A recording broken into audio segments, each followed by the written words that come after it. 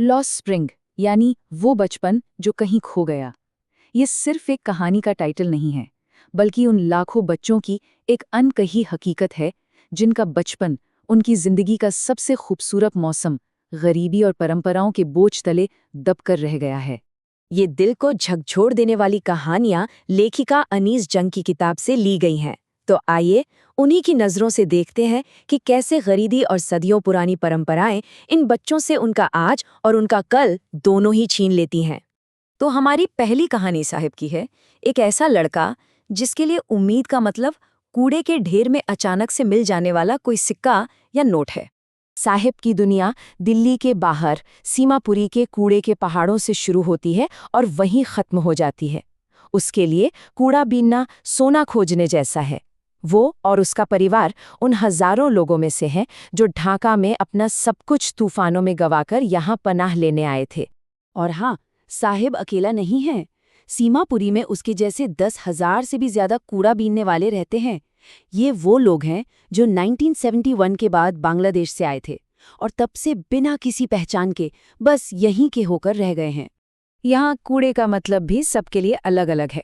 जो बड़े हैं उनके लिए तो ये बस पेट भरने का एक जरिया है, लेकिन साहिब जैसे बच्चों के लिए ये कूड़े का ढेर किसी खजाने के पिटारे से कम नहीं, जिसमें कभी 1 रुपया मिल जाता है तो कभी 10 का नोट। एक अजब सी दुनिया है। और यहीं पर कहानी की सबसे बड़ी, कह सकते हैं, एक कड़वी सच्चाई सामने आती है। साहिब का पूरा नाम है साहिब आलम, जिसका मतलब होता है पूरी कायनात का मालिक। जरा सोचिए, जो नाम से पूरी दुनिया का मालिक है वो असल में नंगे पैर सड़कों पर कूड़ा बीन रहा है। उसे तो शायद अपने नाम का मतलब तक नहीं पता होगा। फिर साहिब की जिंदगी में एक छोटा सा बदलाव आता है। उसे पास की ही एक चाय की दुकान पर नौकरी मिल जाती है। महीने के 800 रुपए और तीनों वक्त का खाना। अब सुनने में तो ये कूड़ा बीनने से कहीं ज्यादा बेहतर लगता है ना? लेकिन ये एक लाइन एक बिल्कुल अलग ही कहानी बयां करती है। लिखा है, स्टील का वो कनस्तर उस प्लास्टिक की थैली से ज्यादा भारी लगता है जिसे वो बड़ी आसानी से अपने कंधे पर उठा लेता था।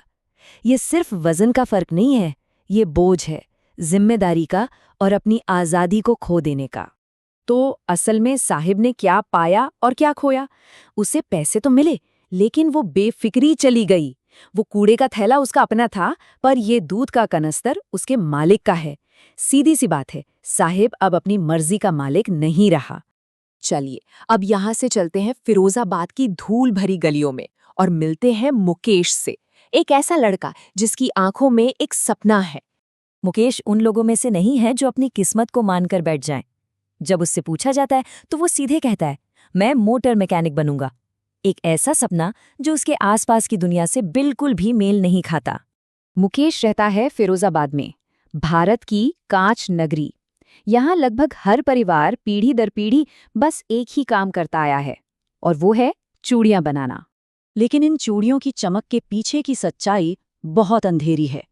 करीब 20,000 बच्चे मुकेश की ही तरह बेहद खतरनाक और गैर कानूनी हालातों में काम करते हैं।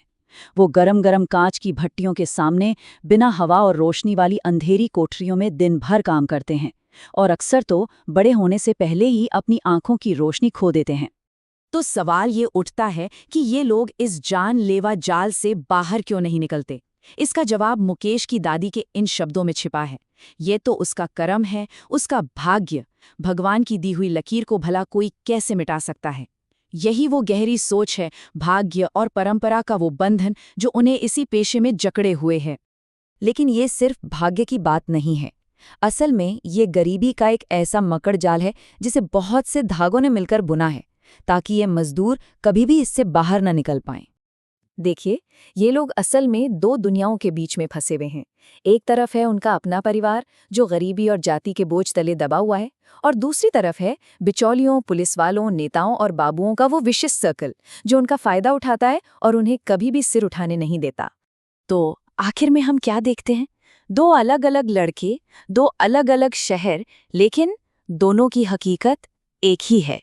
एक तरफ साहिब है, एक शरणार्थी जिसके पास जो थोड़ी बहुत बेफिक्र आज़ादी थी वो भी उसने खो दी। और दूसरी तरफ है मुकेश, जो जाति और परंपरा में ऐसा फंसा है कि वो उस आज़ादी का सिर्फ सपना ही देख सकता है जो उसे आज तक कभी मिली ही नहीं। और इन दोनों की कहानियां ही हमें लॉस्ट स्प्रिंग का असली मतलब समझाती हैं। बचपन का वो मौसम जो हर बच्चे का हक होता है, लेकिन जिसे गरीबी और हमारे समाज की बेरुखी ने लाखों बच्चों से बस छीन लिया है। और आखिर में ये कहानी हमें एक बहुत ज़रूरी सवाल के साथ छोड़ जाती है। इससे पहले कि हम इन बच्चों पर ध्यान दें, ऐसे और कितने बचपन अंधेरे में खो जाएंगे।